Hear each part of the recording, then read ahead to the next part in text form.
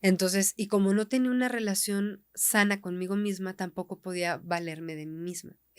Tuve este proceso de coaching, fui con el psiquiatra fue el que me dijo: "Tienes depresión, ansiedad y estrés postraumático". Yo todavía no me iba de la empresa y yo ya tenía estrés postraumático. Y habíamos acordado que podía estar sin empleo 3 meses, pues, porque nos acabamos de casar prácticamente, ¿no?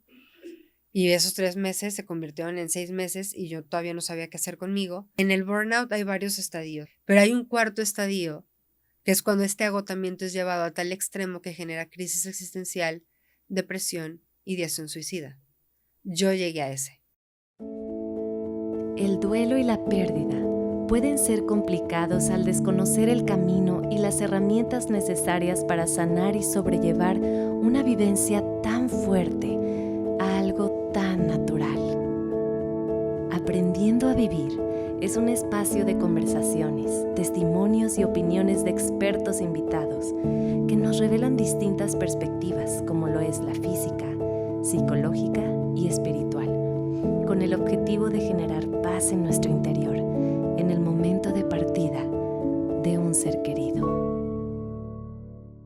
Bienvenidos a un capítulo más de Aprendiendo a Vivir por Capillas del Carmen. Yo soy Jessica Ríos y el día de hoy tenemos un tema bastante interesante que platicar y, y es que en nuestro diario vivir nos podemos llegar a un punto de un estrés y un cansancio excesivo que inclusive nos puede llegar a pasar por la mente el ya no querer vivir.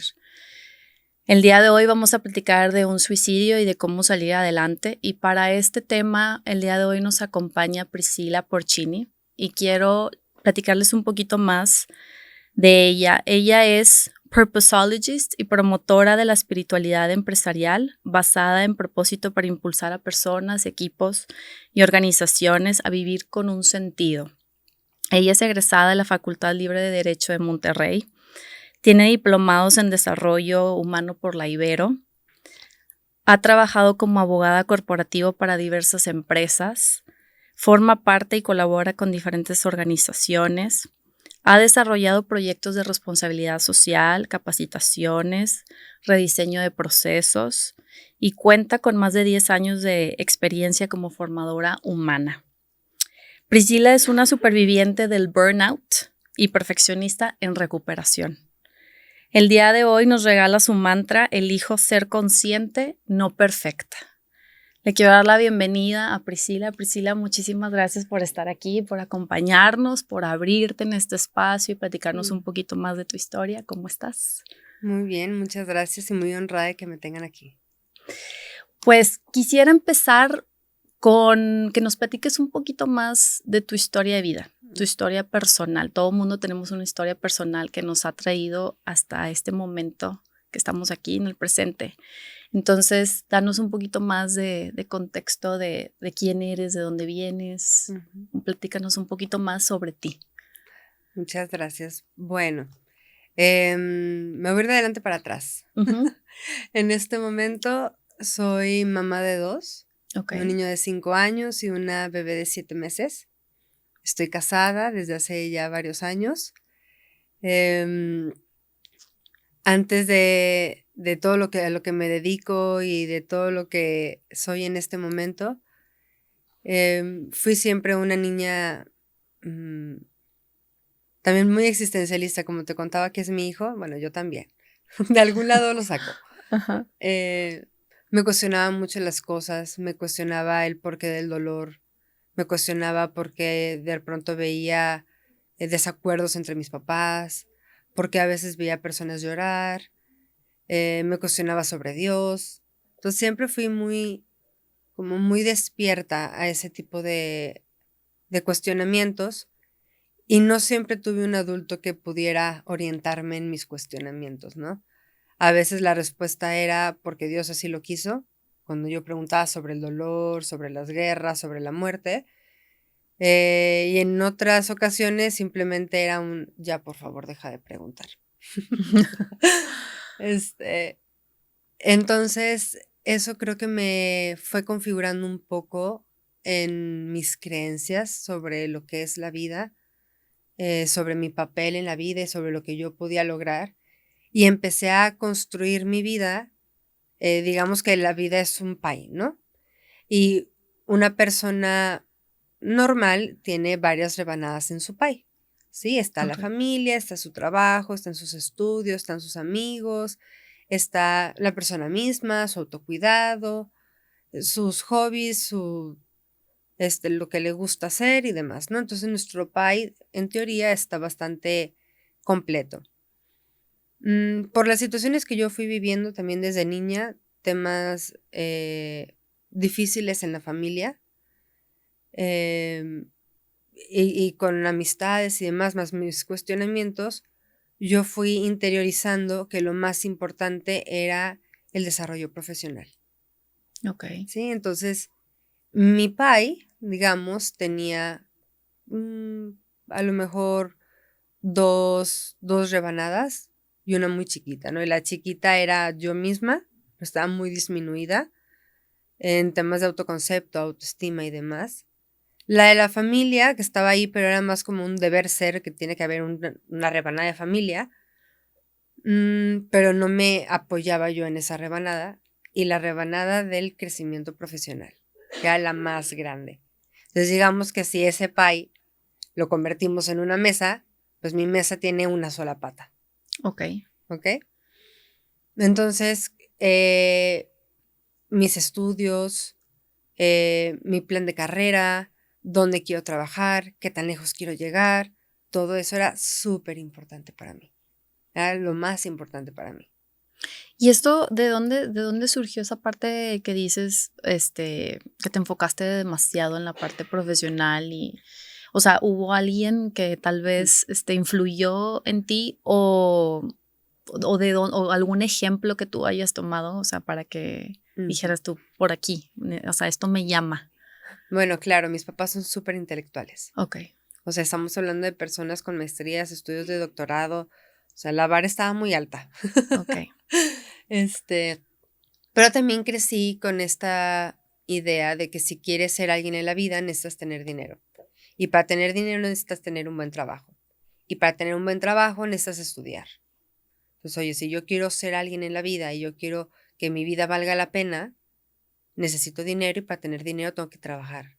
Y para trabajar, no es trabajar en cualquier lugar, tengo que trabajar y mis expectativas en el altísimas, top. ajá, en el top, este, y tengo que estudiar. Entonces, mucho de mi energía creciendo desde niña estaba ahí. Sin embargo, también era yo una niña inquieta. Entonces, estaba como la parte del deber ser, que era esta.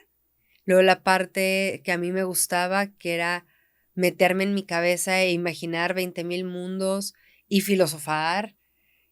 Siempre me ha gustado tener conversaciones profundas con las personas y conectar a ese nivel, más que las pláticas, eh, Superficiales, ¿no? pues, que no son superficiales, pero más del día a día me cuestan un poquito más, ¿no? A mí me pones a hablar de cosas un poco más profundas y filosóficas y yo soy feliz. Entonces, em, eso también no encontraba yo de niña como mucha resonancia en mis amigas para tener ese tipo de conversaciones, entonces me metía mucho en mi mundo interior. Okey, Este, tengo TDAH y ahorita voy entendiendo, diagnosticado ahora de adulta, entonces voy entendiendo varias cosas que viví de niña y por qué era como era, okey, ¿verdad? Lo qué estoy interesante. entendiendo ahorita. Este, entonces también era muy inquieta, muy, muy inquieta y quería explorar, sumamente curiosa y esa curiosidad no se me ha quitado. Soy muy curiosa y me gusta mucho aprender y me gusta comprender las cosas, ¿no? Pues por eso soy como soy. Este, entonces, sí, te digo, vivía mucho en mi mundo interior, ¿no? Y si no era en este mundo interior, era a lo mejor regañada por alguna travesura que hice. Entonces, esa fue como mi infancia. Luego en la adolescencia sentí que me sacaron de este mundo interior porque de pronto ya tienes que tener vida social y ya no eres tú sola, ya eres con otros en lo social. Entonces, salte de ahí y ponte a socializar, ¿no? Y a mí me costaba muchísimo. Eh, Me acuerdo que vivíamos mucho en este tema de las bolitas y los grupitos y que si las populares y las no populares y demás. Y a mí se me hacía muy difícil el vivir en esos grupitos. O sea, por un lado me senté como encajonada a tener que encajar en un grupito, cuando a mí me gusta más De todo un poquito. diversificar, Sí, ajá, sí, sí. y conocer de todo y a todos. Y luego estaba esta parte de si hablas con esta persona, entonces ya no te puedes juntar con nosotros y demás, ¿no? Y yo no soy así. Entonces me la pasé un poco mal En la adolescencia. en la adolescencia. Ok. Ya en tercero de secundaria, bueno, ya para entonces yo con todos mis cuestionamientos de Dios, la vida, la muerte, el futuro y demás, ya me había tocado que una maestra me dijera, la gente llora y la gente sufre pues porque Dios así lo quiere. Y entonces yo llegué a la conclusión de que Dios era el amigo imaginario de los adultos. Y yo Qué tenía interesante. 7 años. Ok. Y dije, si Dios es el amigo imaginario de los adultos, entonces yo con Dios no tengo nada que ver. Pero, pero como todo en la vida, llego a secundaria y tuve una experiencia en Semana Santa muy bonita y me di cuenta que probablemente yo estaba equivocada. No tenía certeza de que hubiera estado equivocada, pero sí me empecé a cuestionar muchas cosas. Y entonces decidí darle una oportunidad, ¿no? A este discernimiento con Dios y me fui a hacer un discernimiento vocacional 4 años. O sea, la que Wow. no quería creer en Dios terminó 4 años en un discernimiento vocacional.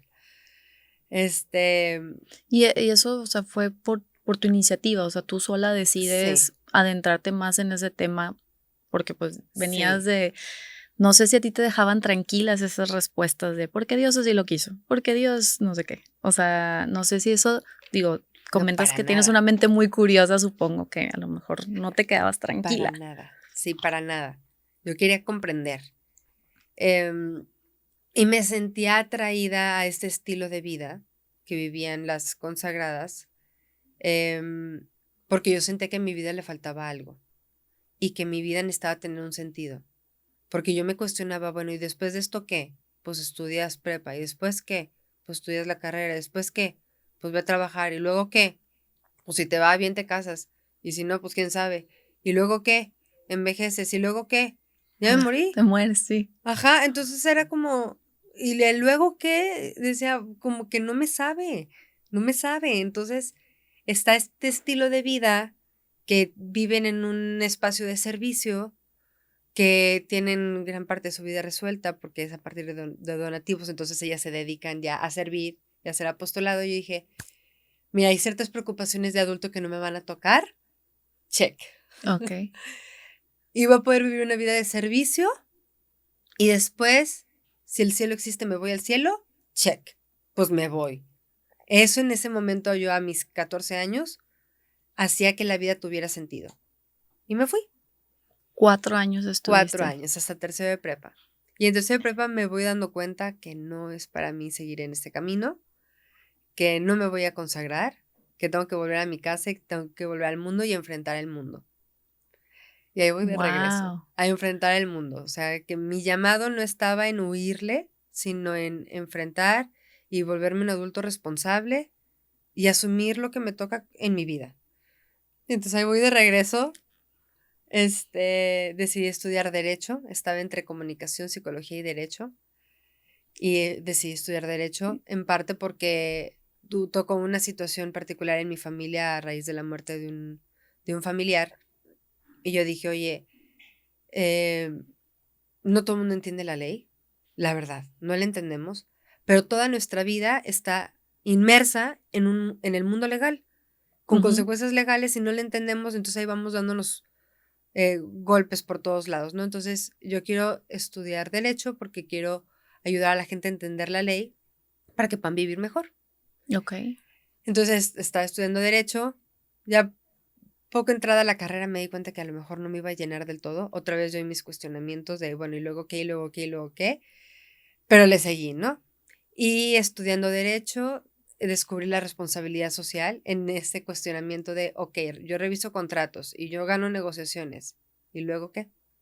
Y el impacto en la gente que vive alrededor de los parques industriales o que el impacto en la gente que utiliza las aplicaciones móviles, el impacto en las familias, ¿ese impacto qué? ¿Qué estoy haciendo yo en eso? ¿Cómo voy yo a aportar o contribuir a un impacto positivo? Entonces descubrí la responsabilidad social.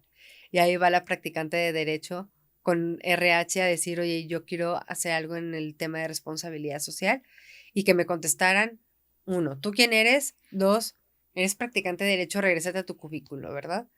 Entonces estuve peleando, hablé con mi jefe, oye, yo quiero hacer a la par de todo mi trabajo, yo quiero hacer esto también. Me dijo, mientras no te metas con el trabajo, tú dale. Entonces hacía las dos cosas, lo disfruté muchísimo. Y de ahí me moví a otra empresa, una empresa mucho más grande, porque yo estaba en una empresa muy familiar. Ok. Y me moví a una empresa mucho más grande con ya procesos, y donde fue todavía más difícil yo poderme meter a estos temas sociales que tanto me gustaban, porque ya estaba instalado un departamento de responsabilidad social, y entonces ahí sí era lo mismo. ¿Tú qué eres? Abogada corporativa, regrésate a tu cubículo. O sea, yo voy de regreso a mi cubículo. Entonces me seguía cuestionando, bueno, entonces, ¿qué puedo hacer? O sea, ¿de qué manera le imprimo de sentido a mi trabajo si no veo yo el impacto que tiene en las personas? O sea, tú ¿No? querías ayudar, tú querías Yo sentirte quería como ayudar. esa parte satisfactoria de quiero ayudar, no nada Sí. más estar aquí en mi escritorio, con contratos, con cosas como ya preestablecidas, Sí. sino ayudar.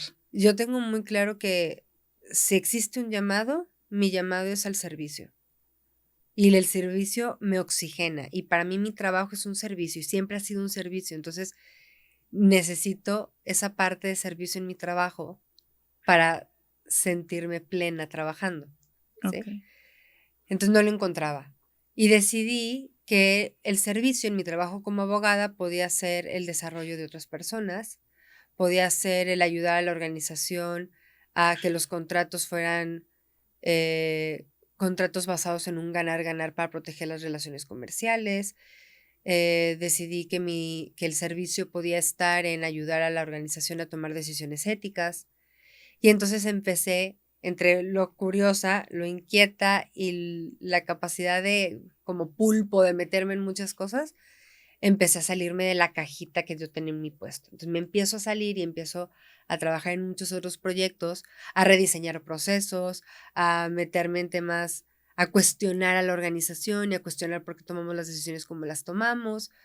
Y entonces me topo con una organización que me pide que yo me regrese a mi cubículo y haga lo que tengo que hacer, que no ande cuestionando, que no ande innovando, que no tenga tanta iniciativa, que cuide mi ambición, que luego se incomoda, etcétera, ¿no?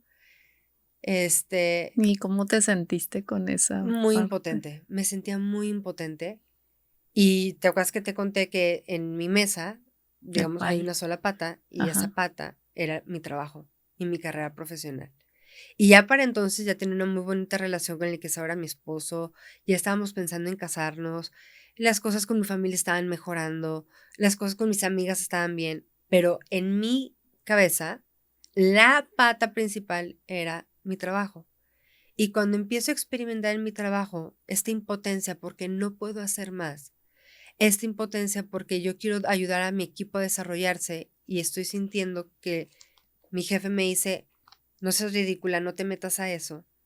Entonces fue como si pequeñas grietas se le fueran formando a esta única pata de mi mesa, ¿no? Sentiste que se estaba desboronando Así es. poquito a poquito. Y eso aunándole, porque siempre yo cuando hablo del burnout, hablo de una corresponsabilidad. Hay una corresponsabilidad entre la persona y la organización. Ya te conté la parte de la organización. Ahora, mi parte es que perfeccionista,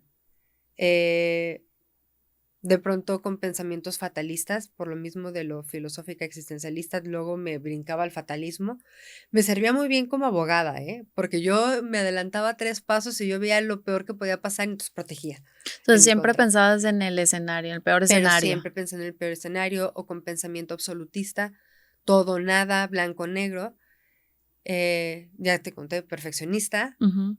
A mí me da risa porque llegaba a las entrevistas de trabajo y me decían, a ver, 3 cualidades tuyas. Y yo, perfeccionista, orientada a resultados, y mi trabajo va primero. 3 áreas de oportunidad tuyas. Perfeccionista, muy orientada a resultados, y mi Y mi trabajo trabajo va es primero. primero. Perfecto, contratada, ¿no? Así me iba en las entrevistas. Y así me fue también en mi vida laboral y en todo lo que yo hacía. Entonces yo me llevaba al cansancio por cumplir, por estar al día en el deber ser, por hacerlo todo perfecto, por agradar a la gente. Yo tenía una idea equivocada de lo que era la lealtad. Entonces tenía una lealtad ciega a mis jefes y a cualquier persona que hubiera sido autoridad. Eso fue una herencia de los años en los que estuve haciendo discernimiento vocacional. Pero yo para entonces no tenía nada de autoconocimiento, no me conocía a mí misma. Entonces tampoco cuestionaba el por qué pensaba como pensaba y por qué hacía lo que hacía. Era muy buena cuestionando hacia afuera Pero no hacia y adentro. cuestionando el exterior, pero no cuestionándome a mí misma. Entonces, claro, llega un punto en el que empiezo a tocar el burnout y de repente mi trabajo ya no me está llenando, de repente ya lloro todos los días, de repente no me atrae lo que estoy haciendo, ya no encuentro la motivación ni siquiera para cumplir con el deber ser y me empieza a pesar el trabajo. Y entonces estas grietas en la mesa se empiezan a hacer más grandes y se me empieza a desmoronar la mesa. Y yo no, para entonces no me había dado cuenta de todo lo demás que sí tenía. Simplemente no lo podía ver. Y estaba tan cansada, tan agotada, que este pensamiento de ya me quiero bajar del tren, ya no quiero, porque el luego qué y el luego qué y el luego qué, y yo veía mi vida así como esto va para siempre, y se me empezó a hacer una especie de visión de De túnel, túnel, ajá. y dije, ya no quiero, y ya no quiero, y ya no quiero, y ya no quiero. Pero a ver, ¿y qué no quieres? Porque todavía llevé un proceso de coaching, que yo creo que debía haber llevado terapia psicológica, ¿verdad? Pero la empresa me puso un proceso de coaching. Y mi coach, la verdad, muy linda, me dice, a ver, vamos a olvidarnos de lo que la empresa quiere y dime tú qué quieres. O sea, ¿por qué elegiste estudiar derecho? ¿Por qué haces lo que haces? Y esa pregunta fue la que dio un rayito, un pequeño rayito en ese momento.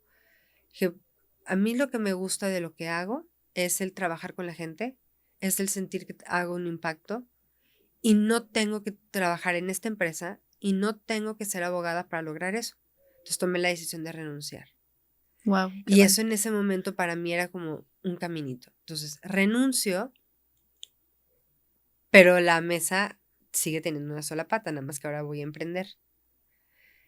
Y ya cuando renuncié, tomé el diploma en desarrollo humano, me doy cuenta que hay muchas otras patas que no tengo en mi mesa. eh, y empiezo a tratar de reconstruir o de construir de cero una pata que es la familia, ¿no?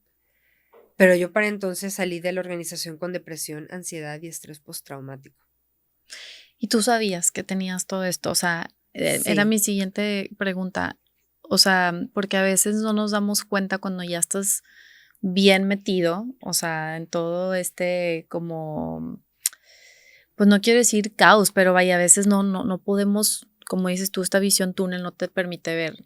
Tú sabías, porque decías que no te cuestionabas a ti misma, o sea, entonces tú no sé qué tanto tocabas base para decir cómo me siento, o sea, o nada más un día alguien te lo dijo o es porque ya llegaste. sí, me lo empecé a cuestionar porque el que era mi jefe en algún momento dijo que yo le había gritado hasta con los ojos Ok. y que lo había ofendido.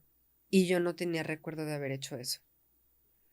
Yo sigo sosteniendo que no lo hice, pero él fue tan enfático y la cosa escaló tanto que fue la primera vez que me cuestioné a mí misma, pero no desde un lugar de construcción personal, sino desde otro lugar, desde un lugar de algo está mal conmigo. Y en esos cuestionamientos dije, pues necesito ir al psiquiatra, porque si me están diciendo que yo hago todo esto y yo no tengo memoria, entonces la que está mal soy yo. Entonces eso dañó muchísimo mi autoconcepto y mi autoestima en ese momento. Y sí me empezaba yo a dar cuenta que ya no tenía de dónde agarrarme. Eso fue lo que más miedo me dio. El no sentir que tuviera una agarradera en ese momento, porque no las veía las que sí tenía y porque las que yo creí que tenía estaban demasiado debilitadas. Entonces, y como no tenía una relación sana conmigo misma, tampoco podía valerme de mí misma. Entonces empecé a buscar ayuda. Entonces, tuve este proceso de coaching, fui con el psiquiatra fue el que me dijo, tienes depresión, ansiedad y estrés postraumático. Yo todavía no me iba de la empresa y yo ya tenía estrés postraumático. Wow. Por eso tomé la decisión de renunciar. Dijo que yo renuncio y voy a emprender y voy a hacer lo que de verdad me gusta sin todo lo que sale sobrando, ¿no? En la parte profesional. Y te digo, empiezo a tratar de construir con más empeño la pata de la familia. Ya habíamos acordado que podía estar sin empleo 3 meses, pues porque nos acabamos de casar prácticamente, ¿no? Y esos 3 meses se convirtieron en 6 meses y yo todavía no sabía qué hacer conmigo. Entonces, más resquebrajada estaba la pata profesional. Apenas iba yo construyendo la parte familiar y estaba ya muy cansada. En el burnout hay varios estadios. Hay una investigación que hizo creo que es candidata a doctorado en la Universidad de Anáhuac, ya no recuerdo su nombre en este momento, pero ella dice que hay 4 estadios, ¿no? El primero son los achaques físicos del cansancio. Dolor de espalda, Exactamente, ya empiezas con, insomnio. yo tenía gastritis, colitis, reflujo y iba cada rato a urgencias y el doctor de urgencias me decía, señorita, yo creo que necesita vacaciones. Y yo ya en el segundo estadio muy cínica le decía, ajá, vaya y dígale a mi jefe, ¿no? Ya en el segundo estadio empieza la automedicación, en el tercer estadio está la despersonalización, el cinismo y el ya no poder trabajar, entonces el ausentismo aumenta. La mayoría de las personas renuncian en ese estadio o las corren. En ¿sí? la tercera En el etapa. tercer estadio. Okay. Ajá, que es donde se reúnen los elementos que conocemos como burnout. Pero hay un cuarto estadio, que es cuando este agotamiento es llevado a tal extremo que genera crisis existencial, depresión, ideación suicida. Yo llegué a ese. Entonces, cuando yo renuncié, yo ya estaba acercándome a ese estadio. Y en mi familia no teníamos los recursos, no económicos, sino los recursos internos para saber lo que me estaba pasando y para saber qué tipo de ayuda buscar. Entonces, empecé a buscar ayuda, pero mientras yo seguía sumiéndome en esta crisis existencial. Y la crisis existencial es no poder ni siquiera contar contigo. ¿Sí? Entonces yo no contaba conmigo misma. Tenía depresión y la ideación suicida empezó a aparecer, ¿no? Estarían mejor sin mí, yo ya no quiero estar aquí, nada de esto hubiera pasado si yo no estuviera aquí. Y ese tipo de pensamientos más me sumían en depresión y más empezaban a escalar en la conducta suicida. ¿Todo esto te lo guardabas para ti misma o lo compartías? Digo, acabas de hablar que pues ya estabas construyendo la parte familiar con tu esposo, te acabas de casar. Tengo entendido que así fue, ¿verdad? Sí. ¿Te abrías? O sea, esta parte vulnerable tuya, ¿la compartías con alguien o solamente la dejabas para ti? Trataba, pero no sabía cómo. Ni siquiera yo sabía cómo ponerla en palabras.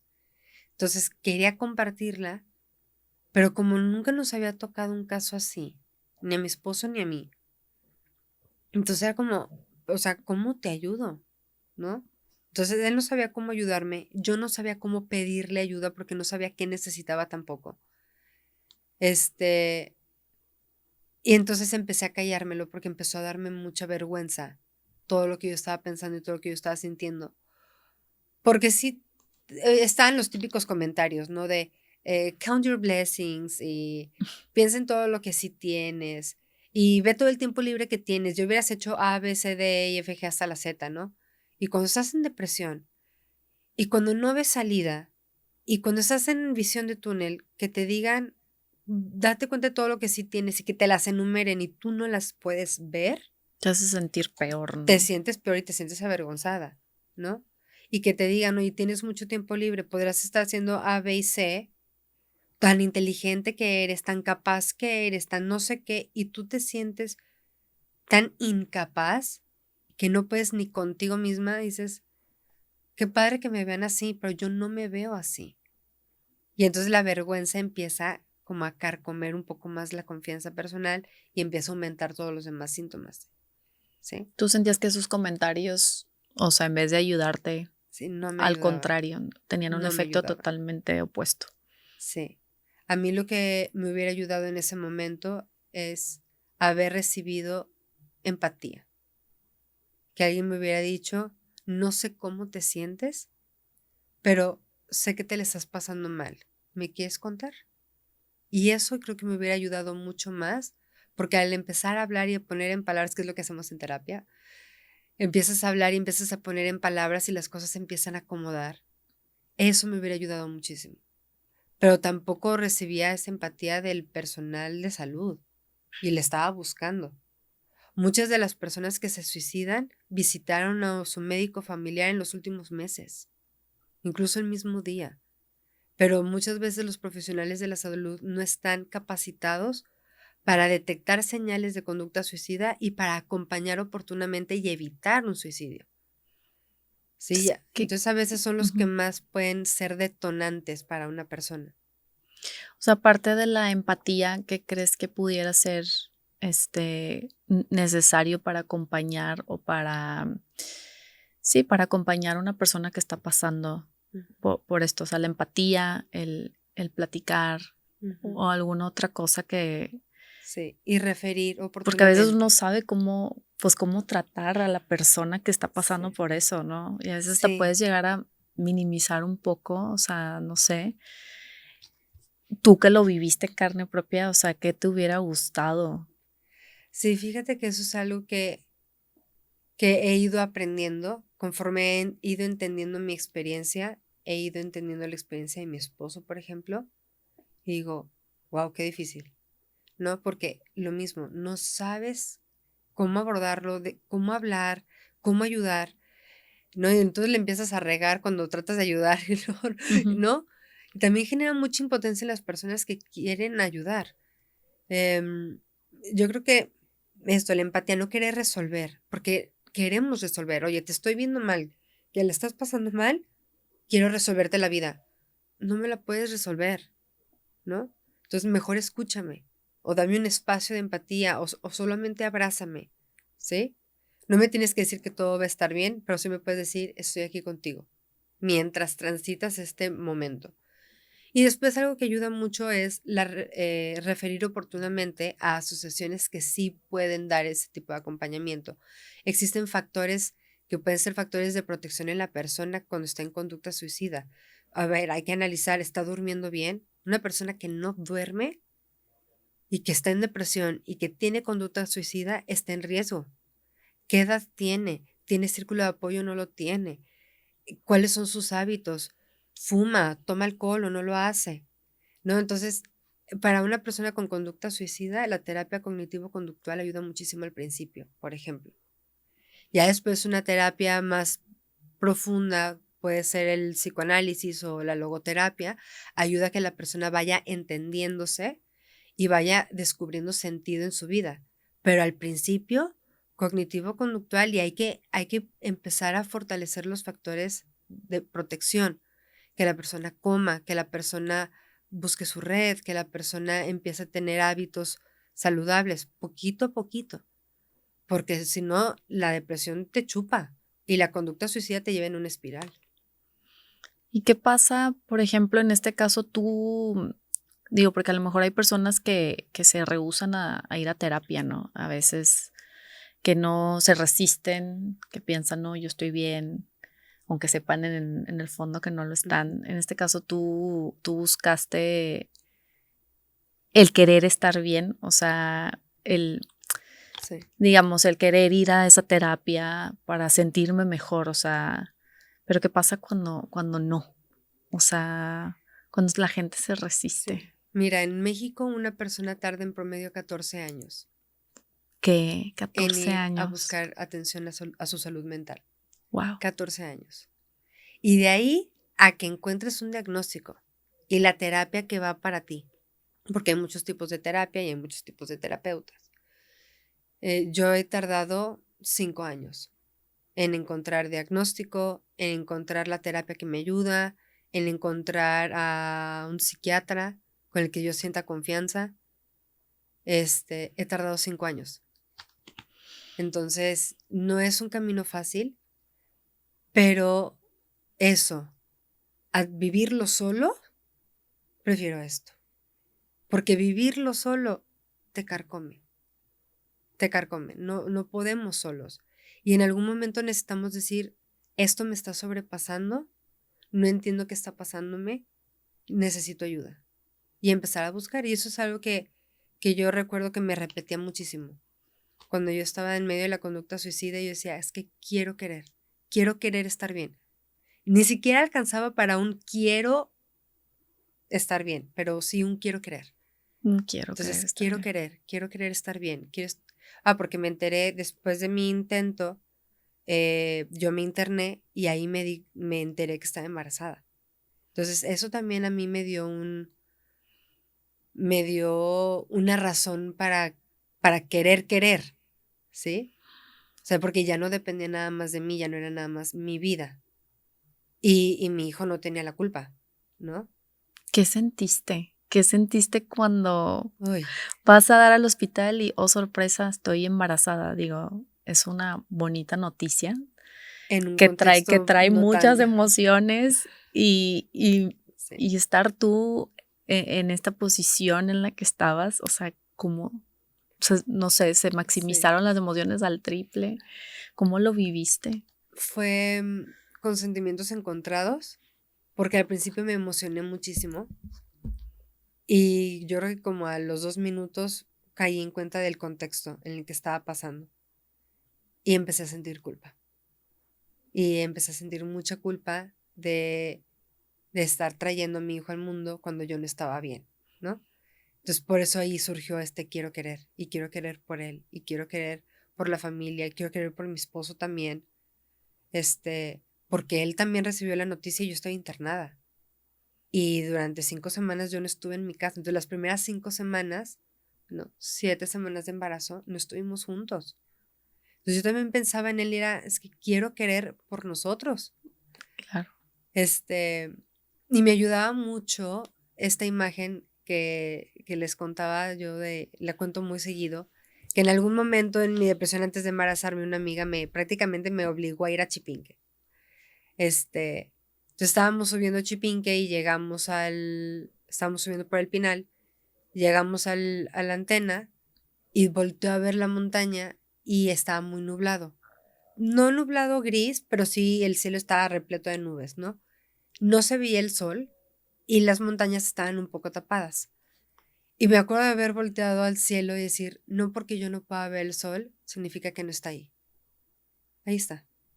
Y yo ya he experimentado el sol, ya sé lo que es el sol. Nada más que ahorita hay No se muchas ve. nubes. Y esa imagen se me quedó y de hecho todavía la tengo en mi celular. La foto que le tomé al cielo en ese momento, que yo no pueda ver el sol no significa que no esté ahí. Y como yo ya lo he sentido, ya lo he experimentado, en algún momento lo voy a volver a experimentar. Si a lo mejor ahorita está demasiado nublado, hay tormenta, está negro, pero quiero querer experimentar de nuevo el sol.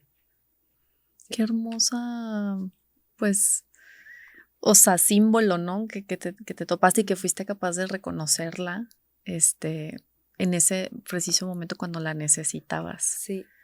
Y es que yo Y creo que todas las personas, aun y cuando estemos en conducta suicida o que estemos sumergidos en la depresión, todas las personas tenemos la capacidad espiritual, según Viktor Frankl, no religiosa, espiritual, de encontrar destellos de luz que nos den sentido en momentitos así.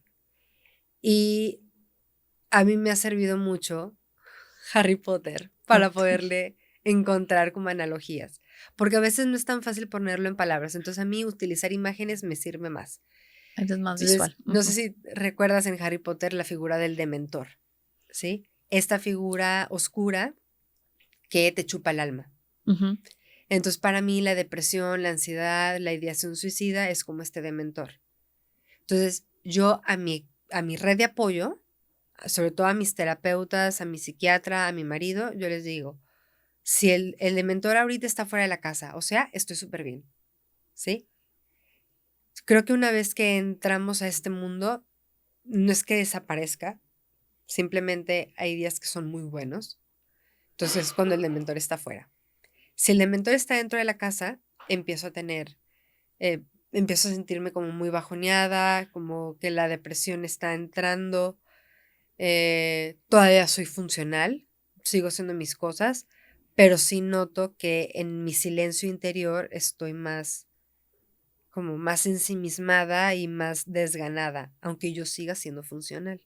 Entonces hacia afuera no se nota, pero yo sí me doy cuenta. Ya después de 5 años de trabajo personal y de terapia y demás, ya me doy cuenta. Justo te iba a preguntar Sí, eso, o sea, todo esto es a raíz del sí. autoconocimiento. Si el dementor está fuera de mi cuarto, necesito terapia. Siempre tengo terapia, semanal o quincenal. Si el dementor está fuera de mi cuarto, redoblo la terapia y le aviso a mi psiquiatra. Oye, el dementor está fuera de mi cuarto. ¿Qué significa esto? Que es muy fácil para mí empezar de algo que no salió bien a un estarían mejor sin mí. Y esa es la frase que a mí me detona. Entonces, como ya la tengo identificada y ya sé que si el dementor está fuera de mi cuarto es muy fácil caer en espiral en esa frase, entonces fortalezco mi red de apoyo. Le digo a mi marido, le digo a mi terapeuta, le digo a mi psiquiatra. Si el dementor se mete al cuarto, ya estoy otra vez en ideación suicida. Entonces, yo tengo que empezar a tomar pasos y ser muy consciente de cómo estoy, en dónde estoy parada, con quién estoy, digamos, en mi red de apoyo, desde que el dementor está fuera de la casa, ¿sí? Para evitar que entre al cuarto. Pero esa analogía a mí me sirve para entenderme y para comunicarme con mis terapeutas en lugar de tenerle que decir, mira, me siento ta, ta, ta, ta, ta, ta, ta, ta, ta, porque luego es tanto que no lo puedo ni expresar, ¿sí? Entonces ya, o Entonces sea, ya con resumido, la de mentor. analogía, sí, y ya después ya en terapia vamos elaborando a ver qué significa, qué estás sintiendo y cuál fue el detonante y qué pasó, ¿no? Y estrategias para afrontar. Esa es una que me ayuda. Y otra es que en la película 3 de Harry Potter, y esta va para quien nos esté escuchando, véanla, eh, hay una figura también, hay un animal fantástico, no es animal, es una figura, se llama Bogart.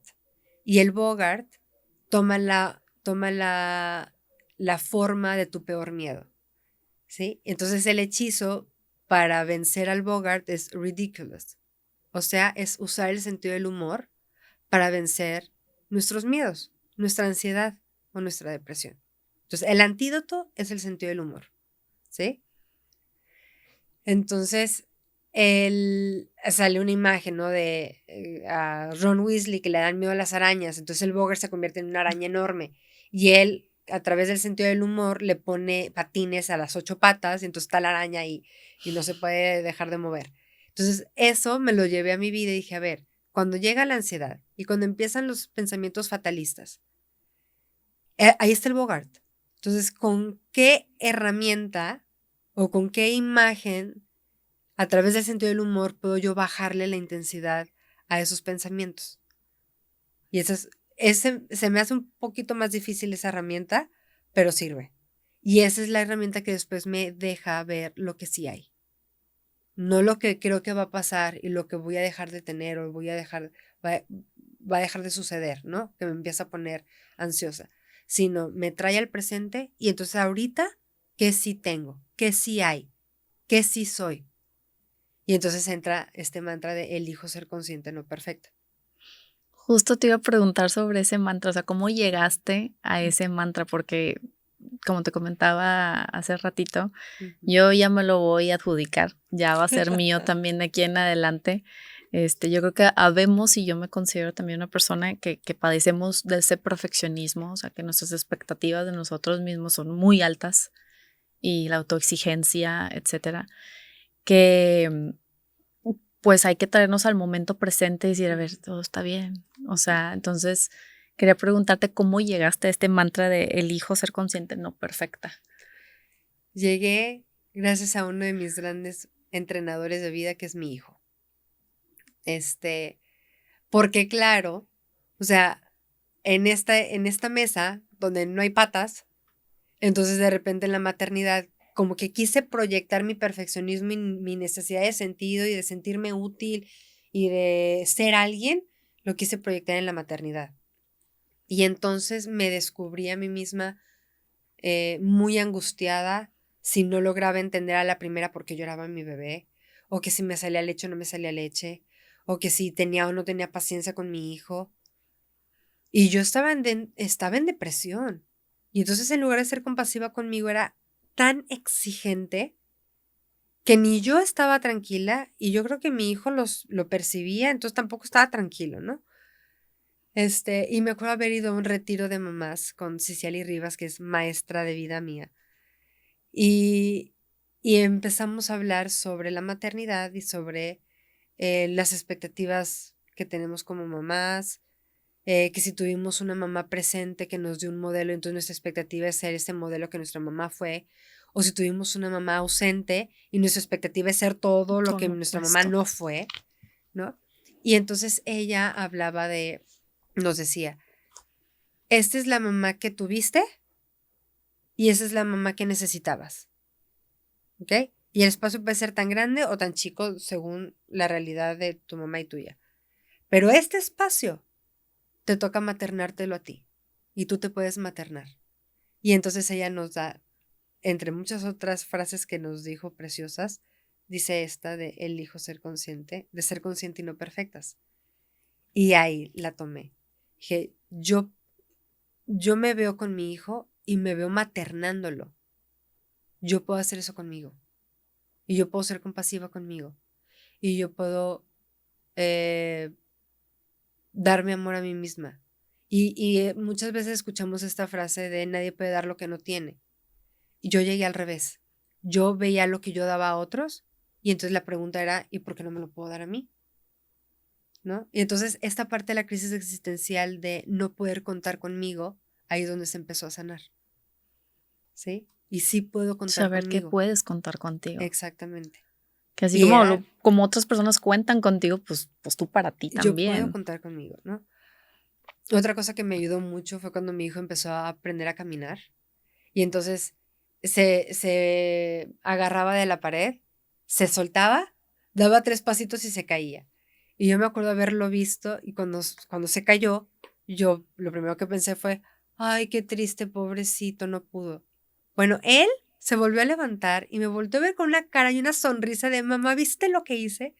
Y yo, claro, a ver, cambia tu chip, ¿sí? Lo intentó, se cayó, se volvió a parar. ¿Cuántas veces yo lo intento y me quedo tirada en el piso? En lugar de pararme y decir, elijo ser consciente, no perfecta. Entonces ahí va a estar, mi entrenador de vida, ¿no?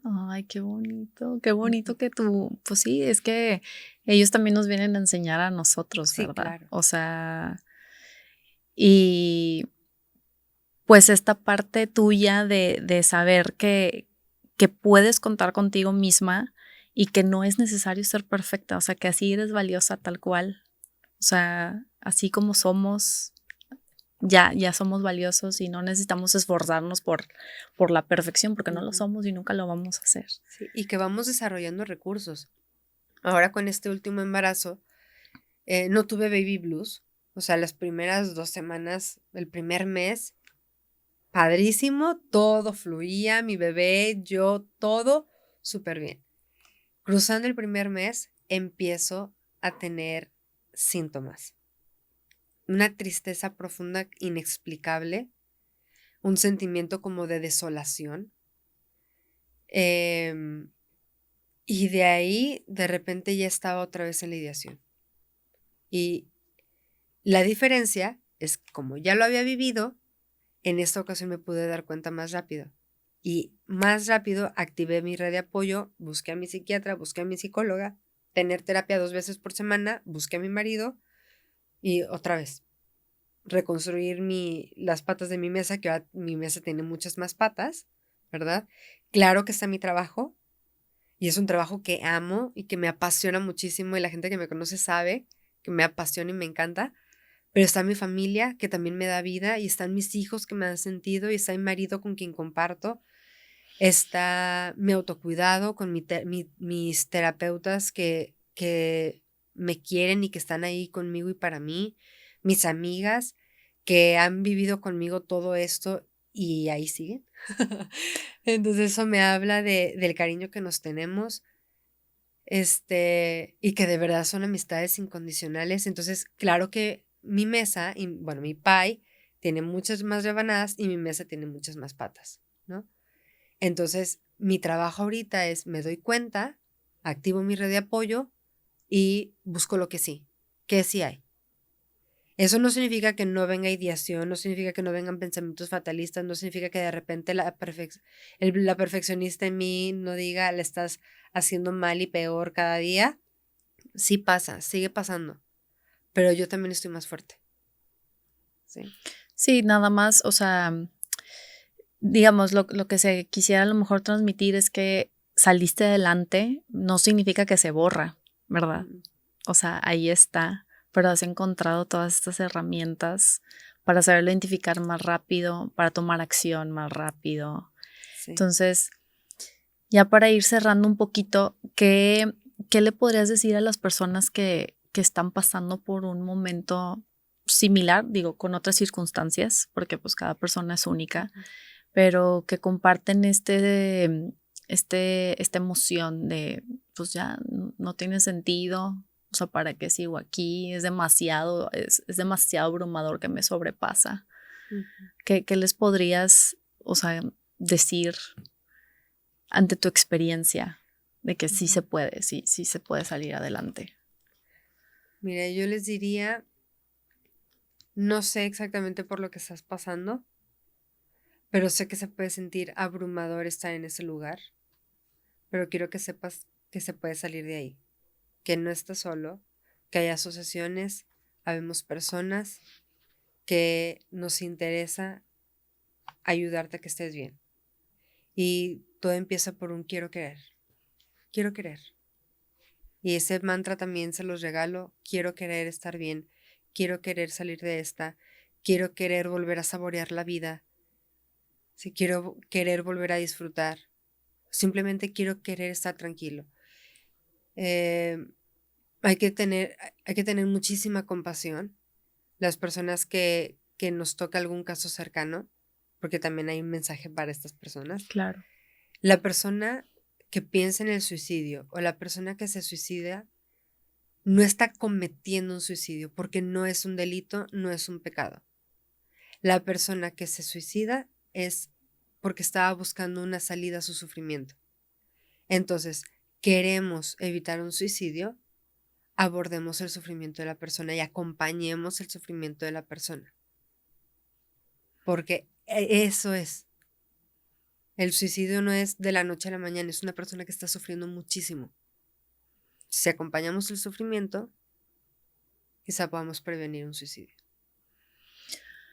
Qué importante de estar también observando a nuestra gente a nuestro alrededor, ¿verdad? Ya sea amistades, familiares, etcétera, poner también nosotros atención, ¿verdad? Si vemos como alguna señal, ¿verdad? De que algo pudiera no estar bien y preguntarles cómo podemos acompañarlos, ¿no? Y si no está en nuestras manos, pues buscar a alguien que sí. Sí, no tiene nada de malo decir, oye, te he notado distante, te he notado triste, ¿te gustaría platicar? ¿Hay algo que pueda hacer por ti? O sea, no es el típico, ¿cómo estás? ¿Bien? Ay, qué bueno. No es un, te Y he todo el mundo notado dice así, bien, ¿no? aquí estoy para ti. Pues muchísimas gracias por acompañarnos el día de hoy, Priscila, por estar aquí y abrirte y compartirnos tu historia personal, porque es algo muy tuyo. Pero yo soy fiel creyente de que cuando compartimos y cuando nos mostramos vulnerables, entonces es que otras personas pueden conectar también con nosotros y decir, bueno, no soy la única. A ella, o sea, ella pudo y pues yo también, y te da como ese rayito de luz, esa esperanza, ¿verdad? De decir, sí se puede salir adelante y sí se puede buscar estas herramientas. De verdad, muchísimas gracias nuevamente por estar aquí. Si gustas compartirnos tus redes sociales en algún lugar donde la gente te pueda seguir o pueda... Claro que sí. Mis redes sociales son Coach Priscila Porcini, Priscila con SC, ahí estoy para servirles. Si no, pueden googlear nada más, Priscila Porcini, les van a salir. Y de verdad, lo que necesiten, aquí estoy para ayudarles. Muchísimas gracias a todos por acompañarnos en un episodio más de Aprendiendo a Vivir. Y recuerden, siempre juntos, siempre.